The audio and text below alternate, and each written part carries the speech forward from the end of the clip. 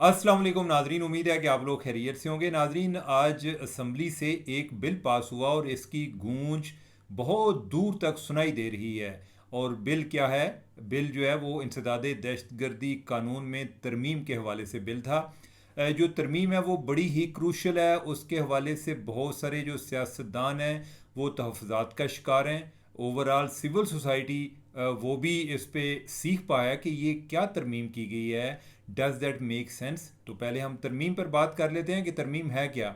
ये एक तरमीम के ज़रिए जो कानून है उसमें प्रिवेंटिव डिटेंशन का इख्तियार लॉ इन्फोर्समेंट एजेंसीज को दिया गया है। प्रिवेंटिव डिटेंशन क्या है? कि एक हफाजती नज़रबंदी, कि वो 3 माह तक किसी मुजरम को ट्रायल के बगैर अपने पास रखने का इख्तियार रखते हैं। तो ये एक बिल में तरमीम की गई है। नाजरीन, जब लास्ट टाइम इस तरह की तरमीम हुई थी, और ये बात है 2014 की, उस time army public school Peshawar में जो अटैक हुआ था उसके बाद तरमीम के ज़रिए ये एक स्पेशल इख्तियार लॉ इन्फोर्समेंट एजेंसी को दिया गया था। लेकिन वो सनसेट क्लास थी। सनसेट क्लास क्या है? कि ऐसी क्लास जो कि एक ख़ास टाइम के बाद वो कानून से हट जाती है।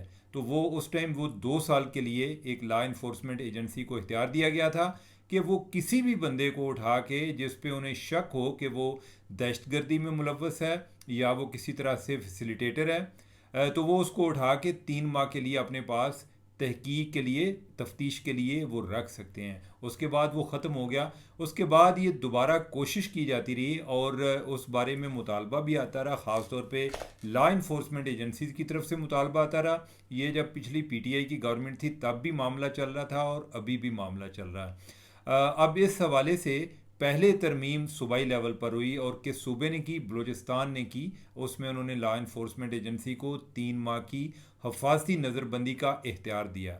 अब ये एक जो एक फेडरल लेवल पर भी होगी। इसका मतलब है कि जो एक फेडरल फोर्सेस हैं वो भी किसी बंदे को उठा के 3 माह तक रखने का इख्तियार रखती हैं। नाजरीन, ये अगर तो हम इसको क्या कहते हैं, on the face of it, on the surface of it, कि बज़ाहिर जो ये तरमीम की गई है उसको देखें तो ये बड़ी ही एक ख़तरनाक तरमीम है, और इसके ज़रिए किसी को भी उठाया जा सकता है। कोई सियासतदान को भी उठाया जा सकता है, कोई जर्नलिस्ट, वो अगर हुकूमत को ना पसंद है तो वो उसको तफ्तीश के लिए उठा सकते हैं। यानी कि हमें, हमारे पास ये इतलात हैं कि इसका कोई बीएलए के साथ या किसी और टीटीपी के साथ ताल्लुक़ है, तो लिहाजा ये बंदा हमें उधर मतलूब है। और आम तौर पे हमारे मुल्क में जब किसी बंदे को उठाना हो तो ज़रूरी नहीं कि जो उस पर इल्ज़ाम लगाया जाए वो उसी तनाज़र में उठाया जाता है। उसको वजूहात कुछ बयान की जाती हैं, जो उसके पीछे मुहर्रक होता है वो कोई और होता है। तो इस हवाले से जो उसमें अभी एफर्ट की गई है, इसकी क्या वजूहात क्या हैं, इसकी बैकग्राउंड ये चल रही थी। आपके नॉलेज में होगा कि हमारे यहाँ मिसिंग पर्सन का केस बहुत ही सीरियस केस है, और इस हवाले से बड़ी जगह पर प्रोटेस्ट होते रहे, अभी भी हो रहे हैं। ये मामला कोई 2004-05 से शुरू हुआ। पहले जो अलकायदा और बाकी जो वार ऑन टेरर के हवाले से जो लोग उठाए गए, उनके जो लवाहिकीन हैं वो एहतजाज करते थे। फिर उसके बाद जो बलोच मिसिंग पर्सनस हैं उनकी फैमिलीज़ ने भी एहतजाज करना शुरू कर दिया। ये जो आप मारंग बलोच का जिक्र सुनते हैं वो भी इसी तनाज़र में एहतजाज कर रहे होते हैं। अब यह है कि इस पर बड़ी देर बात होती रही। पहले जो इसका हल तलाश किया गया वो एक मिसिंग पर्सन पर कमीशन बनाया गया, कि जो ऐसे लोगों के केसेस लेगा कि जो बज़ाहिर मिसिंग हैं उसकी तहकीकात करेगा, जो मुतलका लॉ इन्फोर्समेंट एजेंसीज़ हैं उनसे रबता करेगा, और अगर कोई बंदा उनके पास हुआ तो वो, और उस पर कोई केस ना हुआ तो यानी कि उसका कोई ट्रायल ना हुआ या उस पर कोई पर्चा नहीं हुआ होता, तो उसको फैमिली को आगाह करेगा। फिर कई ऐसे केसेस है कि जिसमें फैमिलीज़ को घर में जो वाहिद कफ़ील था वही मिसिंग हो गया, तो उसके बाद जो फैमिलीज़ हैं उनको उस कोई मुआवजा दिया जाता था, ताकि उनका एक जो इनके जो सुबह शाम है उसका वो अपना कोई नान नफ़का जो है वो चला सकें। लेकिन नाजरीन, ये इशू ख़त्म नहीं हो सका। हमारी जो बहुत सारी सियासी जमातें हैं और जब अपोजिशन में होती हैं तो ये मिसिंग पर्सन के कैंप्स में जाकर बैठती हैं, लेकिन जब हुकूमत में आती हैं तो उस पर कुछ नहीं करती। नाजरीन, वजह पता क्या है? वजह ये है कि जो हल होते हैं, हम जो एक मसला उठाना होता है वो बड़ा पॉपुलर होता है, बहुत सारे लोग कहते हैं जवान दा पुत्र है, बड़ी जनाब इन्हें खुल के गल की थी है, बड़ा दिलेर आदमी है। लेकिन जो हल होते हैं, हल जो हैं वो इतने पॉपुलर नहीं होते, और जो भी हल देता है वो अनपॉपुलर हो जाता है। तो अब यह है कि इस मामले में हल क्या था, इस बारे में जो बात होती थी वो ये होती थी कि इसको रोकने का एक तरीका है। जो लोग माजी में हो गए उनका तो अभी उसके लिए तो एक अलग से कोई वो होगा कि उसका क्या हल हो सकता है। लेकिन मुस्तकबिल में इस इशू पर, इस रुझान पर काबू पाने का एक तरीका है, वो ये है कि उनको कुछ अरसे के लिए एक प्रिवेंटिव डिटेंशन में दे दिया जाए, ताकि जो लॉ इन्फोर्समेंट एजेंसीज़ हैं वो तहकीकात कर सकें कि क्या ये वाकई किसी टेररिज्म में इन्वॉल्व है या नहीं है, इसका क्या फ़ायदा क्या होगा और नुकसान क्या होगा। फ़ायदा नुकसान मैंने आपको ज़िक्र कर दिया कि किसी भी, अगर हुकूमत किसी बंदे से तंग है, उस वो किसी टेररिज्म में केस में इन्वॉल्व नहीं, तो उस पर भी ये अप्लाई हो सकती है। लेकिन जो अभी जिस लिए जो इन्होंने अमेंडमेंट का की जो वजह बयान की है वो ये है कि जो बहुत सारे ऐसे लोग हैं कि जो टेररिज्म के केसेस में इन्वॉल्व हैं, लेकिन उन तक एक्सेस नहीं हो पाती, और ये बहुत सारे जो मिसिंग पर्सन के केसेस हैं इनकी इब्तदा इसी तरह से होती है।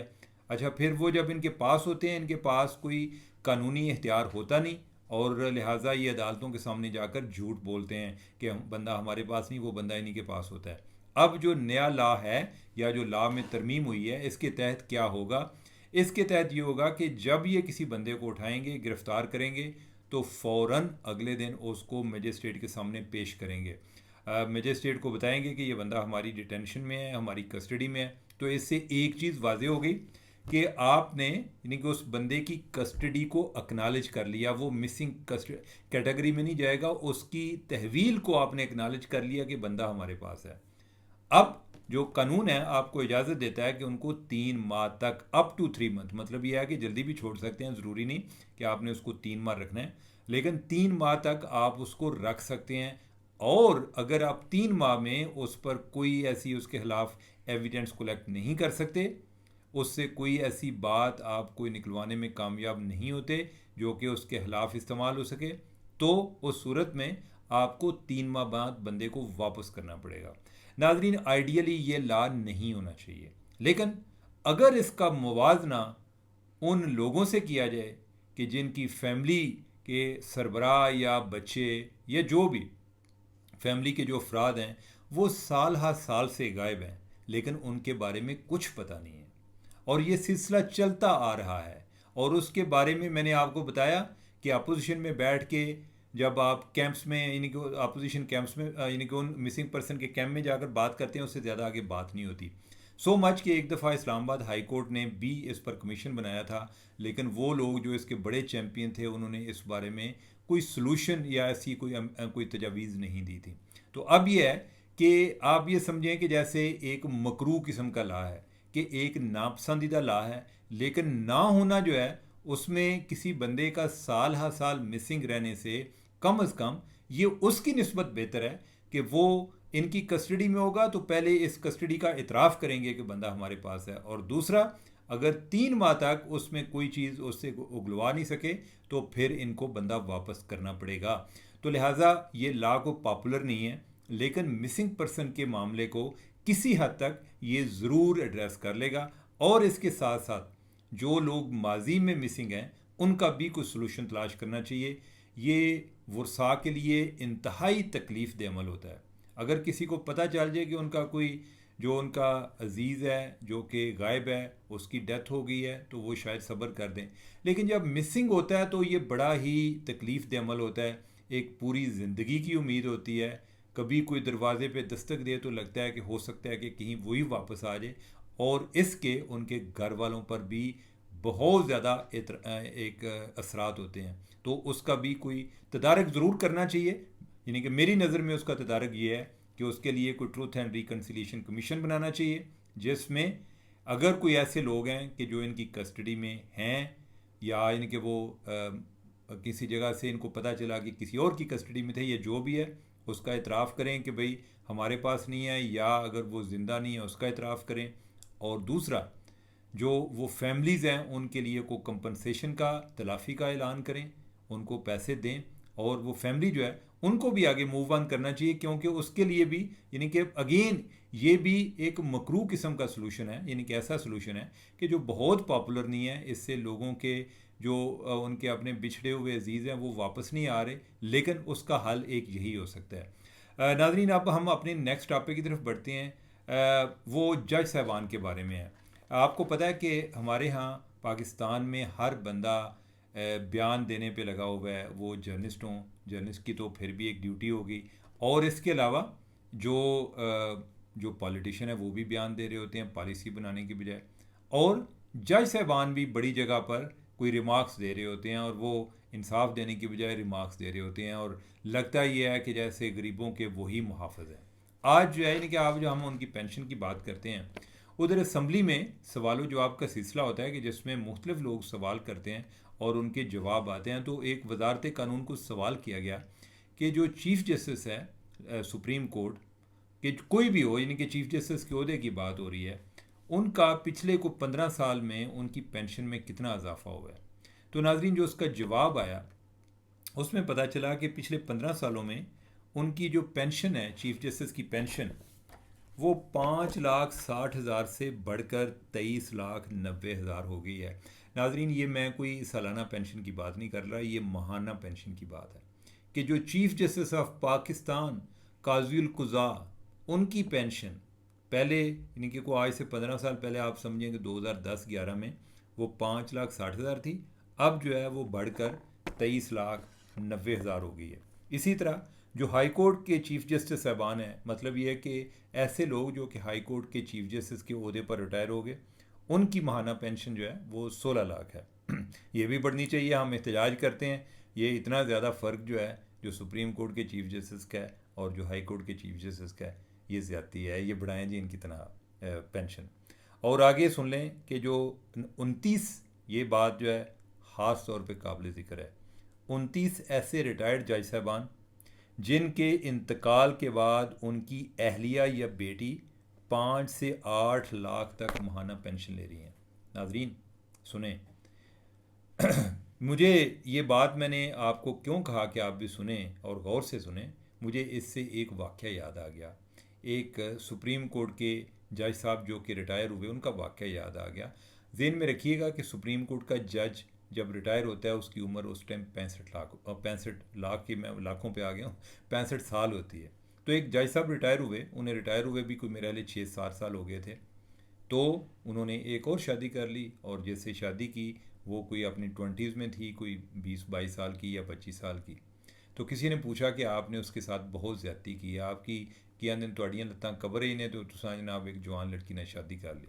और जज साहब जो है उन्होंने बताया कि उन्होंने ये उसके साथ जुल्म नहीं किया, बल्कि उस पर बड़ा एहसान किया। और जो उन्होंने एहसान बताया वो आप भी सुने। उन्होंने कहा जी कि मेरा तो पता नहीं कि मैं कब मर जाऊँ, तो मेरी पेंशन तो चलती रहेगी, तो इसको पूरी ज़िंदगी यानी कि एज अ बेवा ऑफ सुप्रीम कोर्ट जज इसको पेंशन मिलेगी।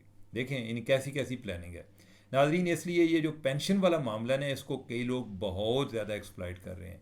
और एक बात और ज़हन में रखिएगा, ये पेंशन हमेशा नहीं चलती रहनी। जितना एक बाहर के अदारों से पाकिस्तान पर एक प्रेशर होता है कि भाई नहीं कि तुम साढ़े को पैसे भी मांगते हो, कोई अपने भी को खर्चा कटाओ, तो उसमें एक पेंशन भी है कि पेंशन जो है, पेंशन के अखराजात कम करें। हमारे बजट में जो सबसे ज़्यादा एलोकेशन होती है उसमें कोई चौथे नंबर पे जो चीज़ आती है वो पेंशन के फ़ंड होते हैं कि पेंशनें देनी है।